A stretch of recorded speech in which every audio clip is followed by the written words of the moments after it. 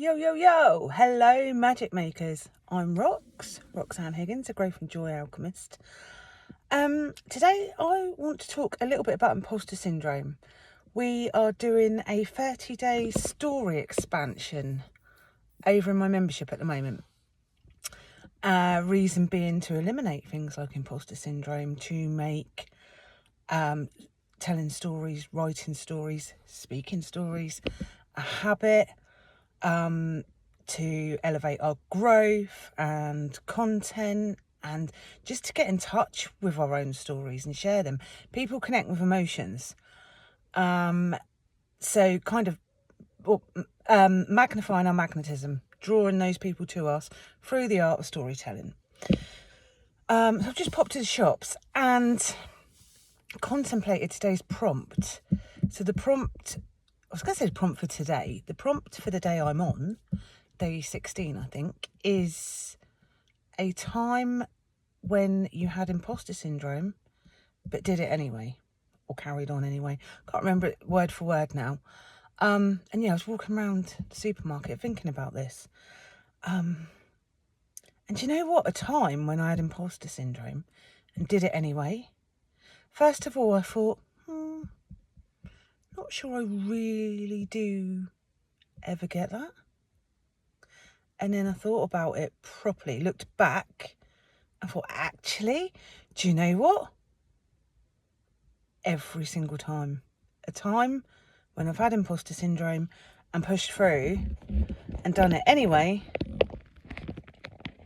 is every single time. So every new job, every new venture, every course, probably every first date. Sorry, coffee's getting warm. Yeah,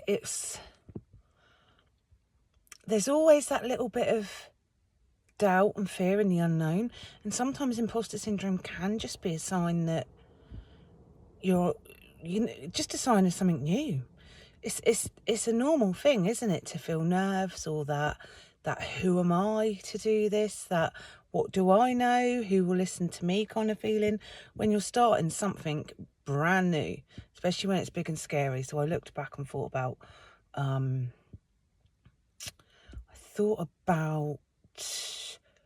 when I was training to be a teacher or a college lecturer, and I think the whole way through that course I was like, what the fuck am I doing here?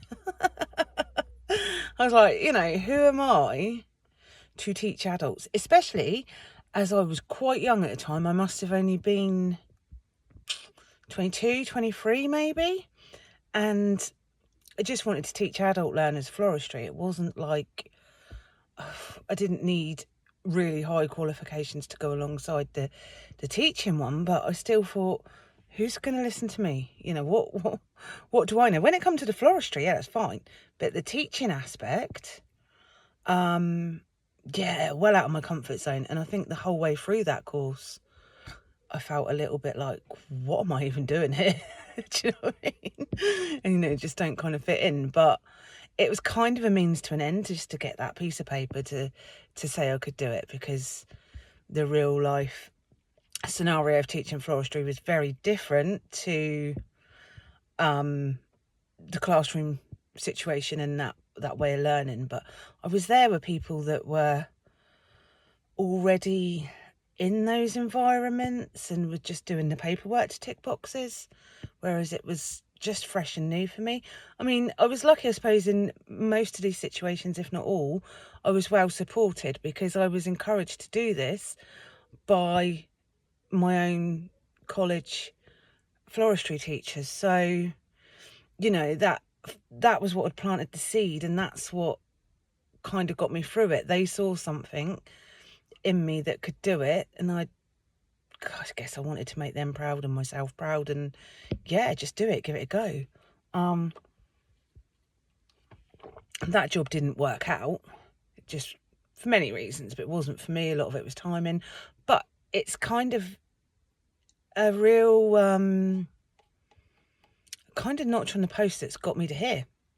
It's making things like talking to large audiences, whether that be here on on a recorded video or like Facebook Lives or TV, my little TV interview the other week. It's, you know, if I hadn't stood up and lectured, taught floristry to groups of people at that time, I would have found this a lot harder now, wouldn't I? So those steps outside of the comfort zones might not be your forever thing, but they're leading you somewhere, which is also golden, isn't it? So, when else? I think when I did my level 4 exams, again, I was like, oh, not sure I'm good enough. Who am I? Why do I even need to?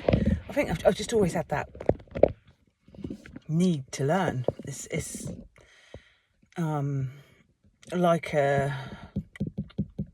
a need again, a basic need almost. I love learning, growth.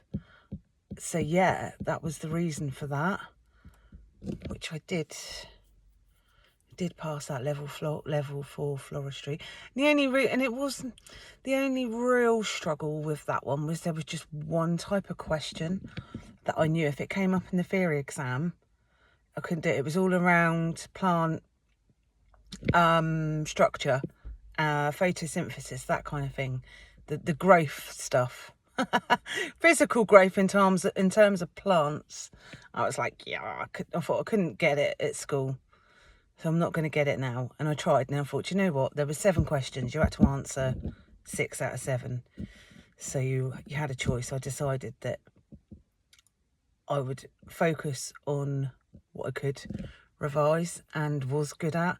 And if a question came up around that subject, that would just be the one I wouldn't answer. So yeah. Or when I first signed up to do my coaching course to become an impactful coach, wow, massive imposter syndrome. I was in spaces where people were already in that industry. They were already coaching, whereas I'd signed up knowing it was something I did naturally, but had no idea how to be a coach, if I even wanted to be a coach. I'd never been coached. I didn't really know what a coach was. It was just, I think I did a free challenge for, oh my God, this is so me, so natural. And there was kind of one sort of synchronicity after another, and I thought, no, I've got to try this. I'd do this anyway. Let's give it a go. But yeah, we did co-coaching every week, so we'd learn something new and be trained on it, and then we'd break out into rooms where we coached each other.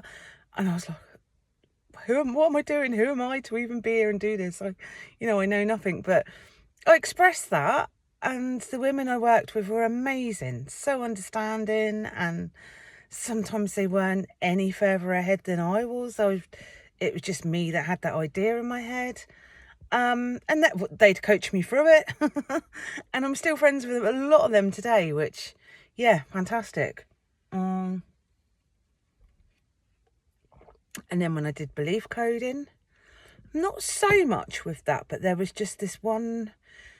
It was the first session I delivered, because we had to do 10 practice sessions within the community, 10 outside of the community, and we had to have 10 done on us, so that we experienced the process, but also we got to have that growth for ourselves. So the very first session I was involved in, as much as I'd gone through all of the training, had I gone through all of the training? I'm not sure if I had. Either way, the first experience of a full session, I thought there was some miscommunication and some crossed wires. I thought that the other woman was going to be belief coding on me, but no, it was the other way around. I was like, but I've never even had a session on myself. How can I deliver a session on you when I've not even experienced it? She was like, I'll talk you through it. It's fine, I'm really good.